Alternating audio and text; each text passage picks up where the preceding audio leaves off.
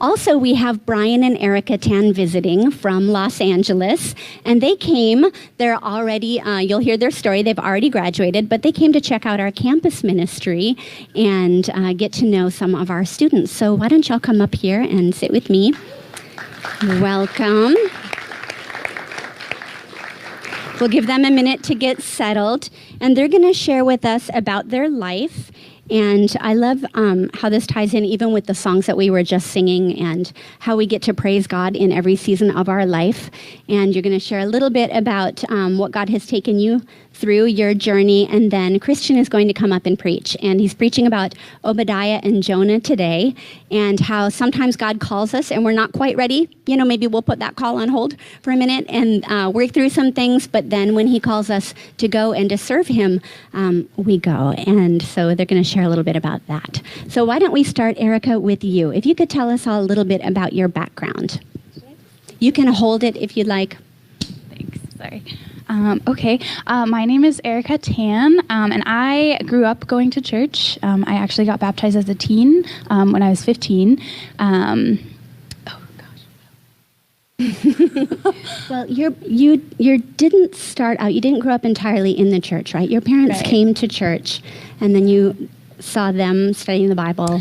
Right. So, well, my parents actually got baptized when I was not even 2 years old yet. It was actually my mom first. My mom had me when she was really young, and so she was a single mom, and she got baptized when she was like 22, and so I was like probably a year old maybe at that point. Yeah, you did grow up. Yeah, and then my dad, they met and they got married, and my dad's actually my adopted dad, and yeah, they were disciples for a really long time, and I started studying the Bible as a teen, more so because I was searching for acceptance and being loved. I think growing up in the church, I knew that God loved me in the sense of you hear that all the time. People tell you that a lot.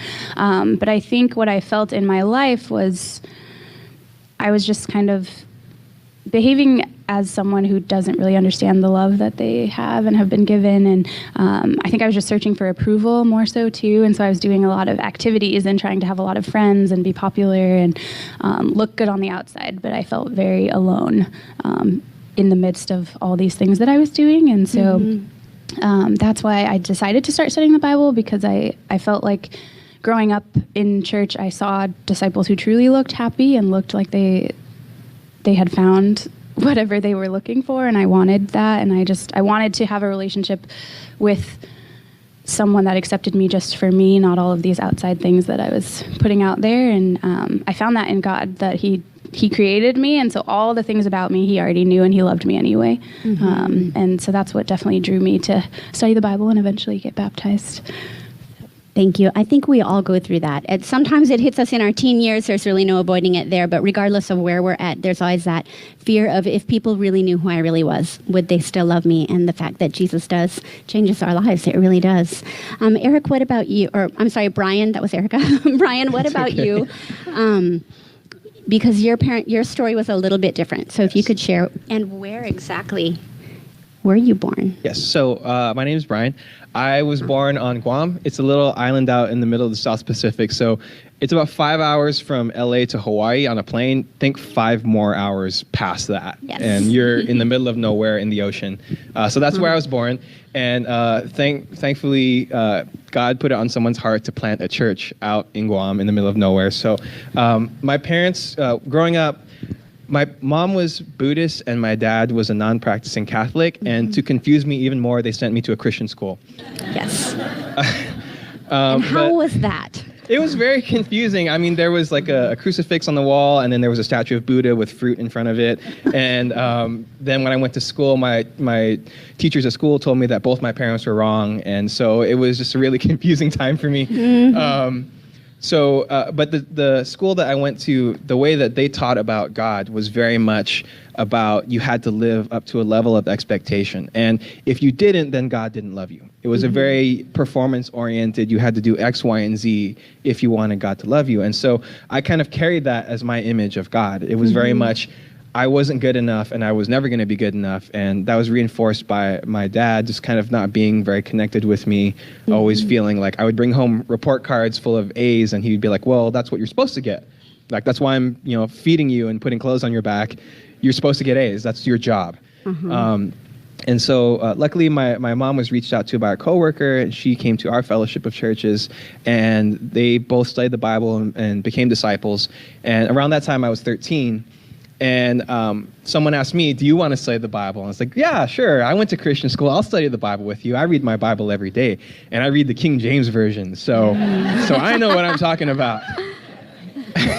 And it took a lot of God really had to take some time to humble me, and it took someone actually, the mentor I had in my life, really taking the time to sit down and say, you're taking this as a joke, really. Like, God loves you so much, and He wants to have a relationship with you. You need to take this seriously. Otherwise, you're just wasting His time. And it really kind of broke me down to realize that this is not a joke. It's not just some club that I get to be a part of. This is someone who actually thought I was worth dying for. And I think that ultimately is what broke me, is this entire time I've been told I'm not good enough. I'm not good enough. I'll never be good enough. And then to hear that someone, in spite of who I was and what I've done and everything that I will do, said, you are good enough. And that's when I decided to become a disciple. So I got baptized at 13. That's a while ago. Yeah, a little while ago. And then, so I love hearing how the different backgrounds come together, and coming from Guam and Washington State. And then you both ended up in LA for college. And after undergrad, you were serving with the teens. They have a great story, by the way, if you want to ask them later about their first date. I'm not going to give all of that away. We don't have time for all of that today, but it's a fun one. So obviously then you fell in love, and you've been married for about 4 years now, and you've been serving with the teen ministry, and clearly you both have a heart for teens because that was a really pivotal time in your lives. But then you went on, I know that you had this dream for ministry, but then you shifted gears a little bit and ended up going and getting your MBAs, both of you. So can you tell us a little bit about that season in your life? So I actually left campus ministry early to go and serve in the teens because we were dating by that time, and they had asked us to come and serve in the teen ministry. And at that time, it became more apparent to me that this guy that I was dating wanted to go into ministry. And so I had to explore that for myself. I was like, okay, what do I want to do that too? And so at that time, we were getting a lot of training specifically to get prepared for seeking a life of full-time ministry in the church. And we got married shortly after transitioning into the teens. And so basically what had happened, to preface this, in college, my freshman year of college, my parents decided that they didn't want to go to church anymore. They didn't want to be in the fellowship or really practice Christianity. And they ended up actually divorcing as well. And at the time that happened, I was sad and it was hard, but I think it was a lot of just trying to deal with it in the moment, more so protecting. I have 3 younger siblings, and so a lot of my time wasn't really spent processing so much as just trying to protect them. And later on, so when we got married, at first everything was really great, and we were doing a lot of serving, and it felt like we were doing the right things, and it was great. But I started to feel very disconnected from God, disconnected from the people around me. I felt a lot of anger and sadness and frustration. But the problem was I didn't know where it was coming from. For me, it was very out of the blue. I was like, where are these emotions coming from? And then it felt like things that were small and shouldn't have elicited such an emotional response, I was just overreacting to everything, and everything felt devastating, and everything felt wounding, and everything. And so it caused a huge rift in our marriage because he would ask me what was wrong, and I couldn't say what was wrong. And so we were just fighting, but there was no resolving. In the teen ministry where we were serving, I was having a hard time wanting to be there and wanting to serve. I loved the kids, but I just didn't feel like I had the capacity to be there and love them, and then to cooperate with our leadership and all of these different things. And so at that point, luckily, God provided a wonderful couple who the husband was a marriage and family therapist, and they started meeting with us, and they realized very quickly, like, your family life was very dysfunctional and very traumatic, and you need to go back and go through not just the divorce of my parents, but things that happened in my childhood that were really traumatic for me and hard for me. And so we actually basically had to make the decision, we can't go into ministry right now, and we need to not be in teens and just go somewhere where I can start doing things like therapy and healing and all of those things, which meant like ministry was not going to happen at that time. And I remember feeling really guilty because I knew that, especially that my husband really dreamed for that. And I was like, I feel like I'm ruining it. I'm ruining it, and I don't even know why this is happening to me. So it was a really difficult time. And we can share a little bit later, but it was definitely derailing, I think, for our life and what we thought it was going to look like, what I thought my life was going to look like. Mm-hmm. Well, I just want to say, first of all, I'm so proud of you. That's a really hard thing to do. And sometimes when we try to suppress grief just because we have to get through it, or maybe there are other people in our life that we're taking care of, and we run from God and from what's happening in our hearts, and not even necessarily to things that are bad, but we can just get busy doing what we think is good and not dealing with the deeper issues of our heart. And then when years go by, you look back and go, man, I just don't want to dig all that up again. Like, can we just be over it? And God loves us so much that he doesn't let us do that, because he really wants to heal the deepest hurts in our heart. But it takes being courageous enough to face those and being willing to go back and do the hard work, do the painstaking work. And I'm so proud of you for taking that on and for being willing to see, okay, God's trying to do something here in my life and my marriage, and this is holding us both back, not just yourself, but that you needed to experience God's healing for your own life so that you could have a healthy and happy marriage that lasts. Brian, what was that like for you going through that season? So for me, it was very difficult because when I got baptized at 13, I saw like my teen minister, and I was like, that is the best job in the world. That is so cool. You get to meet with people all day and just study the Bible, and like that's all you have to do. I was so excited, and I was like, that's what I want to do with the rest of my life. Easy. There's no drama. Yeah, there's none. Like as a teen, I saw that. I was like, you have the perfect life. So from 13 all the way through college years and even through the teens, ministry was just the only thing that was on my mind. I specifically sought out people to train us. I was specifically looking for ways to serve, ways to grow. I was always looking for feedback. And so when the day finally came, like, hey, there's a position open here. Like we would love to have you be considered for youth and family ministry here in LA. It was like this was the culmination of everything I've ever dreamed of, and it was just like right there. And then all of a sudden, all these things started coming up. Mm-hmm. And for me, again, they were out of the blue. I had no idea what was going on. And all of a sudden, everything that I had worked for and dreamed about was being taken away. And I didn't understand why. And in the moment, I just remember feeling very angry and bitter. Like, God, this was what you trained me for. This is why I've worked for everything that you've done, and all the things that you've put in my life and let me go through was to come to this moment. And to have it, just watch it crumble, was devastating. And I remember when we made the decision to move out of the teens and to take some time for Erika, I realized that yes, we need to work on our marriage. That's the most important thing. But it also left a wound. Thinking, I felt like, well, I guess this wasn't really what God wanted for me, and it became really hard for me to dream again. Mm-hmm. I was like, well, I guess my life is I just have to get a regular job now, and I guess I'll just do what I can. And so the heart to serve never left. I mean, after we left the teens, we went into the young singles and served as shepherds in the young singles. Mm-hmm. And we served in the worship ministry. And it was always like, well, we still want to give. If it's not ministry, we still want to give. Yeah. But I still remember, because things didn't work out the way I wanted to, it became almost like a barrier in my heart of, mm-hmm. all right, God, well, I guess, that's it. So I'm not going to dream that dream anymore. Mm-hmm. I think leading even up to maybe like a year ago, it was just feeling scared. Like, I don't want to be let down again. Mm-hmm. Well, I really respect you and respect how you surrendered that dream to God. That's not an easy thing to do.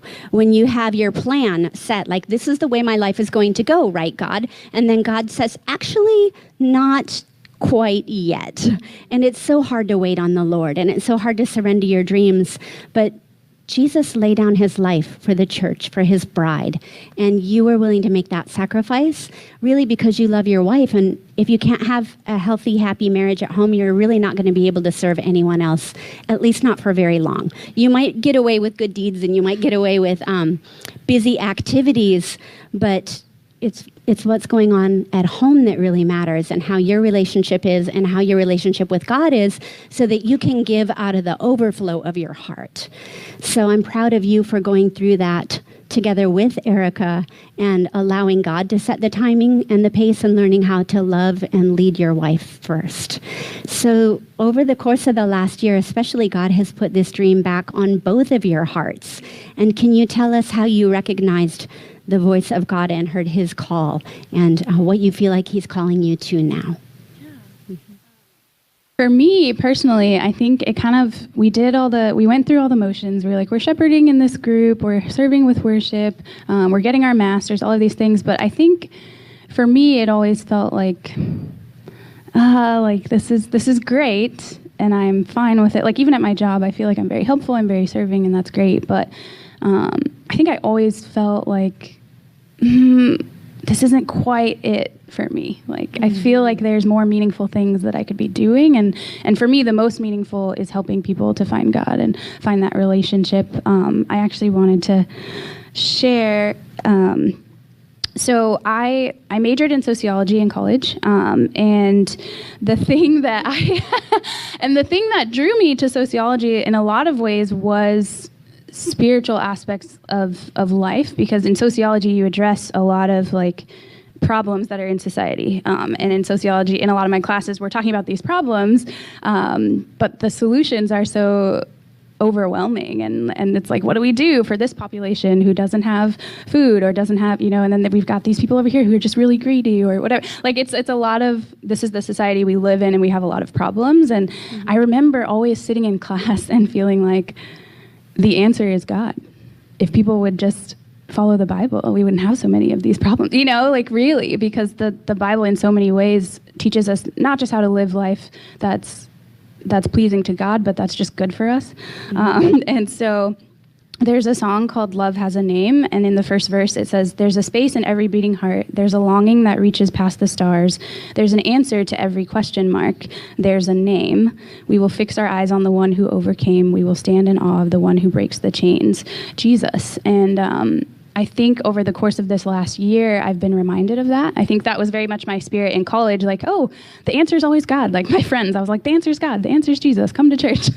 But I think over the course of time, like just being discouraged in the different situations we've been through in the last couple years, and then the dream not coming true at the time we wanted it to, I think I kind of lost sight of the answer is still Jesus. The answer is still God. And we had to have a conversation at one point, like he was just feeling really discouraged, and he was like, I don't know if God is really here. And I was like, he totally is here. Like the fact that I've been able to do all these things to heal and get to a place that's much more healthy for me emotionally and mentally, and then now spiritually, I was like, he's always been here. And that for me, I think was the moment of like, we're not done yet. That dream is still there. And I want to do something where I'm using my gifts and my talents and the things that I know about God and have learned through my experience to help other people find that. That to me is the ultimate, like not necessarily, I don't think I ever was always a dreamer for full-time ministry, but always a dreamer for helping people find really what's meaningful in life. And it all comes back to God. So thank you. That is so powerful. I love that song. And I love seeing how your heart is just blossoming and really seeing God's timing come to fruition. And I'm so excited for you guys. So excited. It's an encouraging and inspiring thing to know that God still has a dream for you. Brian, do you want to close us out? Yes. So because I was feeling all those things of feeling abandoned and feeling like God had kind of let me down, it became hard for me to want to dream again. And I think I kind of surrendered myself. Well, I'm just going to get my master's and I'll just figure out some way to do something that still helps people. So maybe I'll do academic counseling. And so I actually work as a financial aid counselor at a graduate university. And so it was like, okay, well, this is kind of in my vein. Like it's, it kind of fulfills that need, sort of, but whatever. Like, Paul made tents on the side, so I guess this will be my thing. So The problem came though when after we graduated and I got my master's, the question was like, well, what do you want to do now? It's that question that everyone fears, like, well, what do you want to be when you grow up? Or what now? Or for college students, I guess, when you get your degree, it's like, what are you going to do now? And that was the scary thing. I was like, I don't know.